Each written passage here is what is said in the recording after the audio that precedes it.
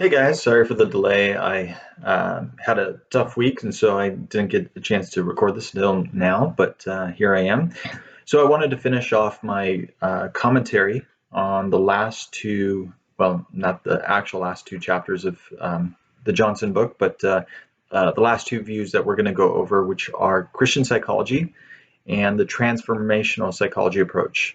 Um, okay, so just a general critique, actually, it applies to Christian psychology, transformational, biblical counseling, um, is that when they talk about psychology, they really seem like they're focusing predominantly on fields like clinical psychology, and then some areas of social psychology, and they tend to focus in quite a bit on areas where there might be some real tension between Christianity and psychology. And as a result, they really seem to overlook the whole bulk of psychology, where there are a lot of discoveries about cognitive science, neuropsychology, interpersonal relations, even culture that are being made that are valuable and are about questions that Christianity isn't really apt to ask. For instance, as an undergrad, I did some research on switching from one task to another and the idea of how do we change a mental set. And real simply, it was about determining if a number is odd or even, or if a letter is a vowel or consonant. And we just had people switch between those two tasks, and awfully boring. But it's not a question that Christianity is going to bring up. And so I think that they kind of neglected to appreciate that fact. And another thing generally that these last three perspectives seem to not do a great job with is really acknowledging that psychology is, as a field, explicitly trying to deal with the bias that could be present. So there's a sort of a self-awareness that the perspectives are, from a postmodern perspective, we're giving names to things, and there's this acknowledgement that that's subjective. So psychology does a lot to really explicitly make that clear. Like, we have operational definitions, we test for validity in the constructs that we're measuring. So it's not that psychology is escaping bias, but at least it's doing some work to really be self-reflective. And so I think, again, that's something that some of these perspectives don't really appreciate. So going on to Christian psychology, there's a lot actually that I like about this view. In fact, there's research that I do trying to draw upon the Christian practice of surrender and on Christian theology about disability and being an outsider, that I try to draw on in my research. And so I feel like I'm in some ways a Christian psychologist, kind of aligned with that. So I really don't have objections to what they're doing. I think they're really letting Christianity speak into the research questions being asked. And again, I do the same myself. But one criticism is that they seem to claim that Christianity is a singular entity, as if it's like, here is the Christian view of the person. That's just completely off base, right? Of course, there's such a diversity of beliefs about, of Christian beliefs about what is the person, what's the right way to live, should we pursue poverty, or should we pursue holiness, or should we, there's so many different priorities that I don't think they fully appreciate that in this written piece about Christian psychology. But I'd say actually my major concern is they seem to argue that Christianity could potentially contribute to a comprehensive psychology. And I just don't think that is actually true. I think it could speak broadly to issues like group dynamics, ethics, decision-making, stigma, our tendency to exclude other people. Like, I absolutely think that is something that Christianity can speak to.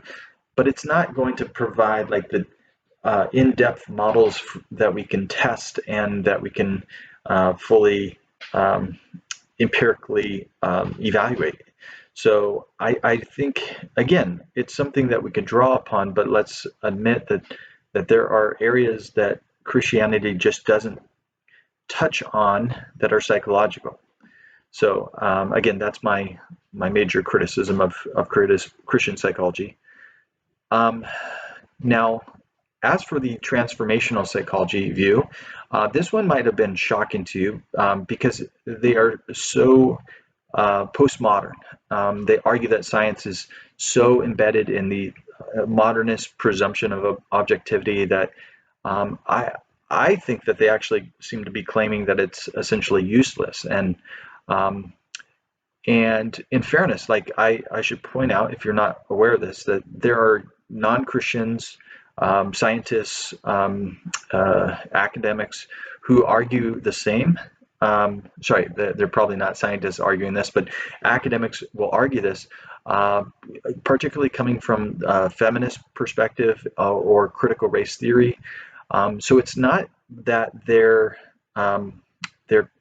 criticism, there is an audience there that would agree with them, that would say that science is such a value embedded process that that it needs to be completely rethought.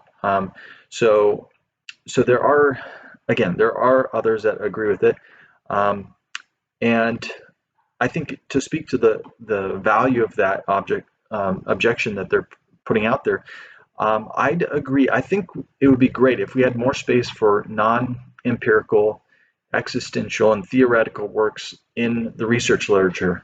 And there are journals that devote themselves to those kind of issues. But I kind of wish that they could be side by side with quantitative research articles.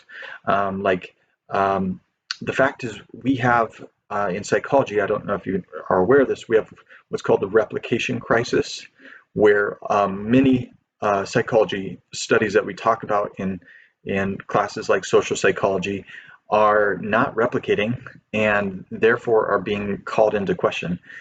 So given the whole context, it really is, science is really up for criticism. So again, I want to agree with that we should have more space to criticize science as a methodology. And another strength that I'd say this perspective contributes is that it really upholds the importance of the character of the psychologist. The foundation of it is this idea that you cannot separate love and awareness of God from the process of seeking knowledge. So we talked about this earlier in the class about curiositas, this idea that you just try to seek knowledge for the sake of knowledge itself, as opposed to what that knowledge tells you about God or about how to love. And like I wish that we could restore some of that to the scientific process. So again, I can agree with that. But if I go with that idea, this is also an area of criticism, because I think they're really ignoring the common grace argument. So common grace is this theological idea that all people receive the blessings of God, not just the righteous. That the rain falls on the righteous and on the wicked just the same. And from that perspective, you could say, like, well, all people are potentially the benefactors of knowledge. Like, all people can gain knowledge. And I think that they're really calling into complete question that, if someone's not this really mature Christian, they're just not going to know the truth, and it's going to be severely distorted. I think it's somewhere kind of in the middle. Certainly there's biblical accounts of flawed prophets like David and Solomon, who have something to contribute, but themselves are not necessarily the most mature and complete themselves. So they have wisdom that doesn't exactly align with their righteousness. So, so again, I would think that we ought to, as scientists, as people interested in psychology, we really should take our mental health seriously. I think it is useful for knowing things well, but I also think that we should not take that too far, where we believe that it's you have to be spiritually and mentally healthy in order to know things well. And again, I think they take it too far. Now, I guess my major concern about the transformational psychology perspective is kind of related to this point. It's twofold. Is it possible that we can be self-deceived in how much we believe that we are mature? My answer would be yes. I would also say, is it possible that when we read a book or an article or try to get knowledge from someone else, are we just going to find ourselves arguing about how spiritually and emotionally mature they are? And if they are not, then we just throw their arguments out. And again, I think that is a major concern. So again, I think they're with science. I think they're throwing out the baby with the bathwater instead of having a healthy skepticism about science, or kind of, I would say, entirely discrediting it. And that seems awfully prideful for a pair of authors emphasizing their character. The character of the psychologist is crucial, but that is actually said in jest, because I am questioning their morality to discredit their argument, and that's just sort of an example of the problem with this perspective, is that potentially I can eradicate any belief by accusing a person of narcissism or some kind of character defect. So okay, so as a whole, I hope you enjoyed reading these perspectives. Hope you feel enriched by reading them. I know I certainly do. I feel like I'm reinvigorated because I'm reminded of the sophistication and thoughtfulness of Christian views in this area of psychology. So that's always really encouraging to me, and I hope you are able to engage these ideas thoughtfully, and that you can try to glean some important principles from them as you do integration personally and academically. So, all right, well, hope you enjoyed all that, and I will sign off.